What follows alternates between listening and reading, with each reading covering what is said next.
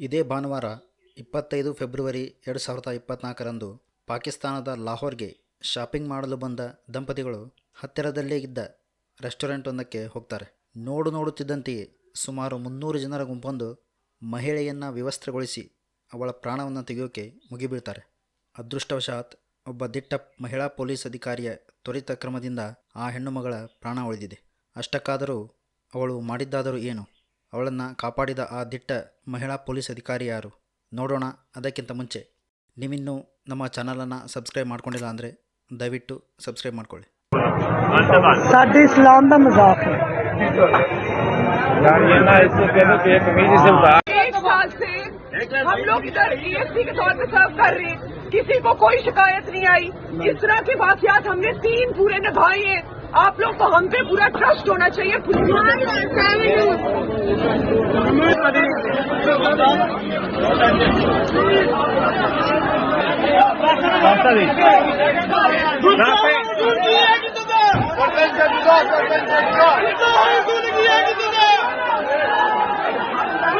ಭಾನುವಾರ ಸ್ಥಳೀಯ ಸಮಯ ಸುಮಾರು 1:10 ಹೊತ್ತಿಗೆ ಲಾಹೋರ್ ಪೊಲೀಸ್ ಸ್ಟೇಷನ್ಗೆ ಒಂದು ಕಾಲ್ ಬರುತ್ತೆ.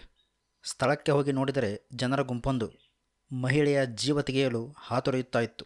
ಅರೇಬಿಕ್ ಬರಹಗಳಿರುವ ಡ್ರೆಸ್ ಧರಿಸಿದ್ದನ್ನು ಕುರಾನ್ನ ವರ್ಸ್ಗಳೆಂದು ತಿಳಿದು ಕುರಾನ್ಗೆ ಅವಮಾನ ಮಾಡಿದ್ದರಿಂದ ಮಹಿಳೆಯ ಸರ್ ತನ್ಸಜುದಾ ಮಾಡಬೇಕೆಂದು ಒತ್ತಾಯಿಸುತ್ತಿದ್ದ ಗುಂಪಿನ ಮುಂದೆ ರೆಸ್ಟೋರೆಂಟ್ನ ಮೂಲೆಯೊಂದರಲ್ಲಿ ಕುಳಿತು ಭಯಭೀತಳಾಗಿದ್ದ ಮಹಿಳೆ ಪದೇ ಪದೇ ತಮ್ಮ ಮುಖವನ್ನು ಮುಚ್ಚಿಕೊಳ್ಳುತ್ತಿದ್ದರು.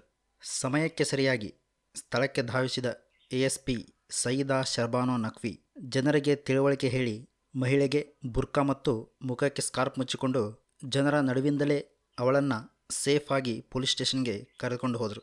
ಪೊಲೀಸ್ ಸ್ಟೇಷನ್ಗೆ ಹೋದ ನಂತರ ಮುಸ್ಲಿಂ ಧರ್ಮಗುರುಗಳನ್ನು ಕರೆಸಿ ಮಹಿಳೆಯ ಡ್ರೆಸ್ ಮೇಲಿರೋದು ಕುರಾನ್ನ ವರ್ಸ್ಗಳಲ್ಲ ಎಂದು ಜನರಿಗೆ ಮನವರಿಕೆ ಮಾಡಿಕೊಟ್ಟರು. ಅಷ್ಟಕ್ಕೂ ಅವಳ ವಸ್ತ್ರದ ಮೇಲೆ ಅರೇಬಿಕ್ನಲ್ಲಿ ಬರೆದದ್ದು ಸ್ವೀಟ್ ಅಥವಾ ಸಿಹಿ ಅಂತ. ಆದರೆ ಶಿಕ್ಷಣ ರಹಿತ ಮತಾಂಧ ಪಾಕಿಸ್ತಾನಿ ಜನತೆ ಈ ತರಹದ ಕೃತ್ಯ ಎಸಗಿರೋದು ಇದೇನು ಮೊದಲಲ್ಲ. ಇದಕ್ಕಿಂತ ಕ್ಷುಲ್ಲಕ ಕಾರಣಗಳಿಗಾಗಿ ಪಾಕಿಸ್ತಾನಿ ಜನತೆ ಬಲಿಯಾಗಿರೋದು ಬೇಸರದ ಸಂಗತಿ. ಇದರಲ್ಲಿ ಗಮನಿಸಬೇಕಾದ ವಿಷಯ ಏನಂದ್ರೆ, ಮಹಿಳೆ ಧರಿಸಿದ ಆ ಡ್ರೆಸ್ ರಂಜಾನ್ ಹಬ್ಬದ ಆಚರಣೆಗೆಂದೇ ವಿಶೇಷವಾಗಿ ಇಸ್ಲಾಂನ ಜನ್ಮಸ್ಥಳವಾದ ಸೌದಿ ಅರೇಬಿಯಾದ ಒಂದು ಕಂಪನಿಯಿಂದ ಸೌದಿ ಅರೇಬಿಯಾದಲ್ಲೇ ತಯಾರಿಗೊಂಡಿದ್ದು. ಆದರೆ ಸೌದಿಯಲ್ಲಿ ಇದುವರೆಗೂ ಈ ತರಹದ ಅಹಿತಕರ ಘಟನೆಗಳು ಕಂಡುಬಂದಿಲ್ಲ.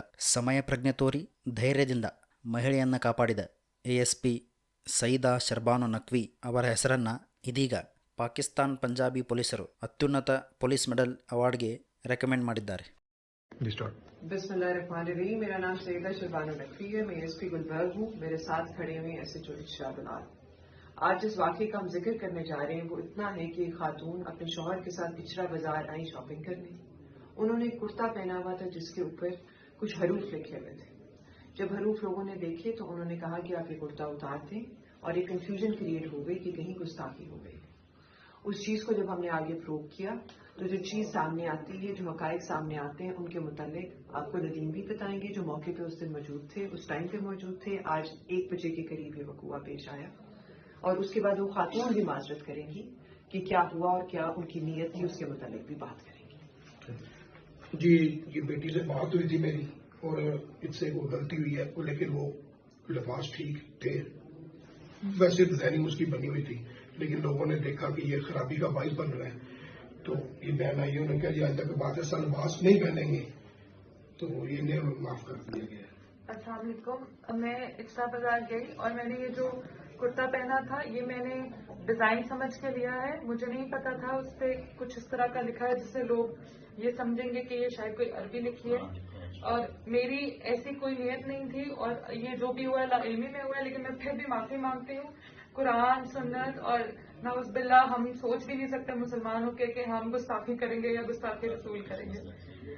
मैं अहले सुन्नत से बिलोंग करती हूँ और मेरे ससुर हाफ़िज़े कुरान है। मैं खुद, हम लोग दीनी घराने से हमारा ताल्लुक है और मेरी ऐसी कोई नियत नहीं थी। और मैंने ये जो भी हुआ ये लाइल्मी से हुआ, लेकिन मैं फिर भी माजरत करती हूँ और आइंदा ऐसा कभी नहीं होगा।